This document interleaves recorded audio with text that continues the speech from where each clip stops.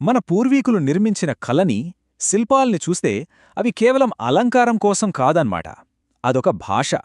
ఈరోజు మనం హిందూ మతంలోని రెండు అత్యంత శక్తివంతమైన చిహ్నాల వెనుక దాగి ఉన్న విశ్వ రహస్యాలను ఛేదించడానికి ప్రయత్నిద్దాం. ఒక్క శిల్పం మొత్తం విశ్వం కథనే చెప్పగలదా? అసలది సాధ్యమేనా? ఈ అద్భుతమైన ప్రశ్నతోనే మన ప్రయాణాన్ని మొదలుపెడదాం.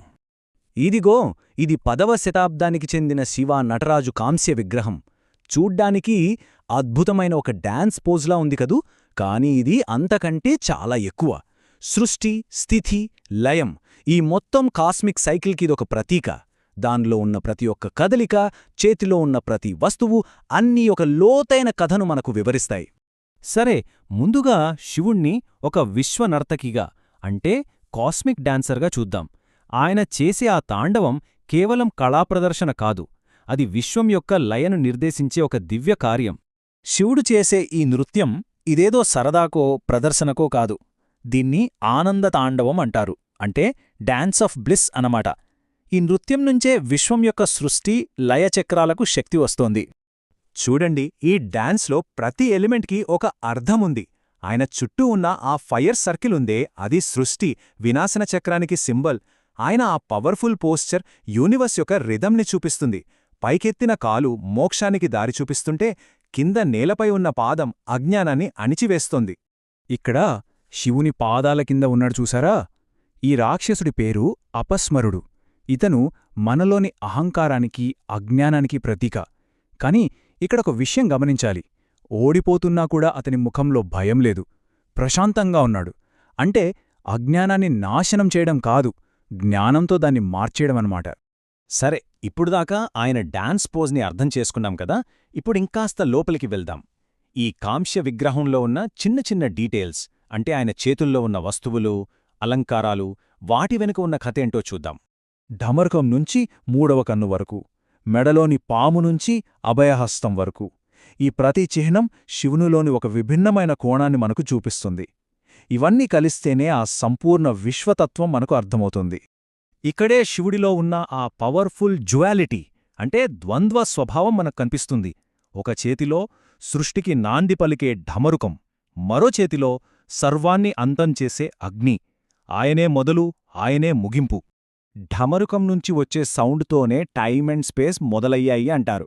అదే సమయంలో ఆయన చేతిలో ఉన్న ఆ మంట పాతదాన్ని కాల్చేసి కొత్త సృష్టికి దారి చూపిస్తుంది. ఇది వినాశనంలా కనిపించినా నిజానికి ఇదొక ట్రాన్స్ఫర్మేషన్. ఇక ఈ చేయి భంగిమ, దీన్ని అభయం ముద్ర అంటారు. అంటే భయపడకండి అని అర్థం.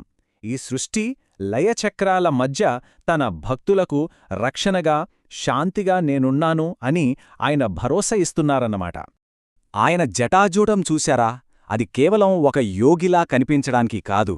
స్వర్గం నుంచి ఉద్ధృతంగా భూమి మీదకు దూసుకొచ్చిన గంగానదిని తన జటలలో బంధించి భూమిని ప్రళయం నుంచి కాపాడారు.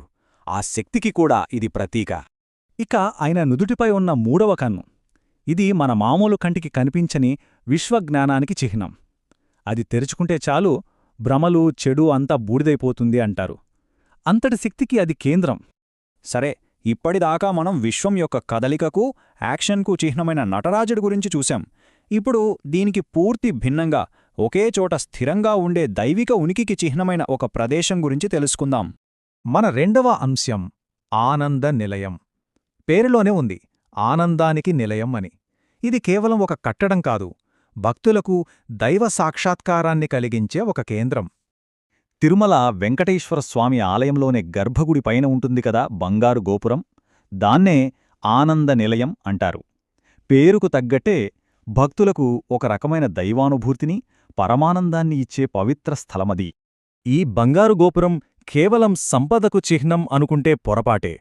ఇది దైవిక తేజస్సుకి, పవిత్రతకి ప్రతీక. భూలోకానికి, పైనున్న స్వర్గానికి ఒక కనెక్షన్ లాంటిది. భక్తులకొక ఆశ, శరణాగతికి ఒక దీపం లాంటిది. ఒక గొప్ప భక్తుడైన అన్నమయ్య అన్నట్లు, కట్టెదుర వైకుంఠము కాణాచైన కొండ. ఈ మాటలు ఆ గోపురం అందాన్ని కాదు, అక్కడ భక్తులు పొందే ఆ అద్భుతమైన ఆధ్యాత్మిక అనుభూతిని వర్ణిస్తాయి.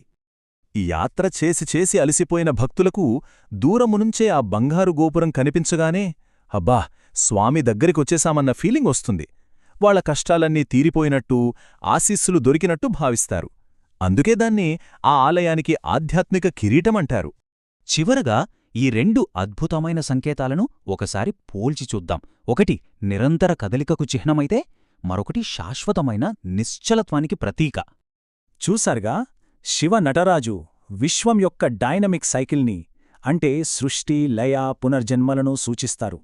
మరోవైపు ఆనందనిలయం, భూమిపై దైవం యొక్క శాశ్వతమైన స్థిరమైన ఉనికికి గుర్తు. ఒకటి విశ్వక్రియ ద్వారా అజ్ఞానాన్ని పోగొడితే, మరొకటి పవిత్రమైన సన్నిధి ద్వారా ఆనందాన్నిస్తుంది. రెండూ మోక్షానికి రెండు వేర్వేరు మార్గాలు అన్నమాట. ఈ ప్రాచీన చిహ్నాలు సృష్టి, అజ్ఞానం, మోక్షంలాంటి గొప్ప ఆలోచనలను మనకు తెలియచేశాయి. మరి ఇప్పుడు మనల్ని, మన ఈ ఆధునిక ప్రపంచాన్ని నిర్వచించే చిహ్నాలేవి? వాటికి కూడా ఇంత లోతైన అర్థాలున్నాయంటారా? ఒక్కసారి ఆలోచించండి.